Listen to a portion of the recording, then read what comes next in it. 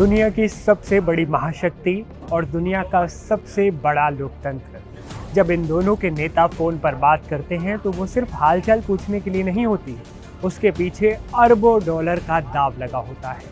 प्रधानमंत्री नरेंद्र मोदी और अमेरिका के राष्ट्रपति डोनाल्ड ट्रंप के बीच हाल ही में जो फोन कॉल हुई, वो कोई साधारण बातचीत नहीं थी।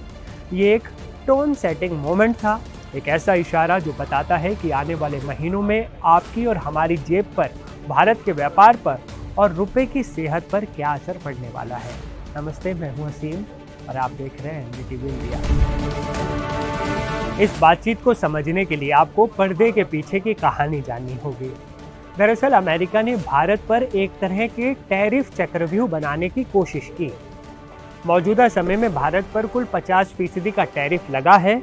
इसे आसान भाषा में समझें तो अमेरिका ने 25% टैक्स इसलिए लगाया है क्योंकि भारत के साथ उसका ट्रेड डेफिसिट यानी व्यापार घाटा है, और बाकी का 25% इसलिए लगाया है क्योंकि हम रूस से कच्चा तेल खरीद रहे हैं।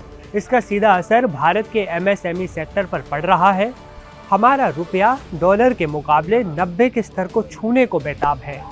पीएम मोदी और ट्रंप की बातचीत का मुख्य एजेंडा यही था, इस टैरिफ वॉर को खत्म करना। ट्रंप प्रशासन का मिजाज सब जानते हैं, वो व्यापार में अमेरिका फर्स्ट की नीति पर चलते हैं, लेकिन पीएम मोदी ने जिस तरह से बातचीत की है वो बताता है कि भारत अब दबाव में नहीं बल्कि बराबरी के स्तर पर डील करना चाहता है। अब सवाल ये है कि ट्रंप जो चीन पर टैरिफ लगाने के लिए मशहूर है, वो आखिर भारत की बात क्यों मानेंगे? इसका जवाब भी है चीन। डोनाल्ड ट्रंप चीन पर अपनी निर्भरता कम करना चाहते हैं। उन्हें एक ऐसे बाजार की तलाश है जो चीन की जगह ले सके, और दुनिया में भारत के अलावा ऐसा कोई दूसरा ऑप्शन नहीं है। यही वजह है कि अमेरिका के डिप्टी ट्रेड रिप्रेजेंटेटिव रिक स्विट्जर इस वक्त भारत में हैं। बैठकों का दौर चल रहा है। भारत के वाणिज्य मंत्री पीयूष गोयल ने भी साफ कर दिया है कि भारत और अमेरिका के रिश्ते नई ऊंचाइयों पर हैं। अमेरिकी अधिकारियों ने खुद माना है कि ट्रेड डील के लिए भारत ने अब तक का सबसे बेहतरीन ऑफर दिया है। यानी अमेरिका भी जानता है कि अगर उसे एशिया में अपनी पकड़ मजबूत रखनी है और सप्लाई चेन को चीन से बाहर निकालना है, तो उसे भारत की शर्तों को सुनना ही पड़ेगा, मानने के लिए मजबूर भी होना पड़ेगा।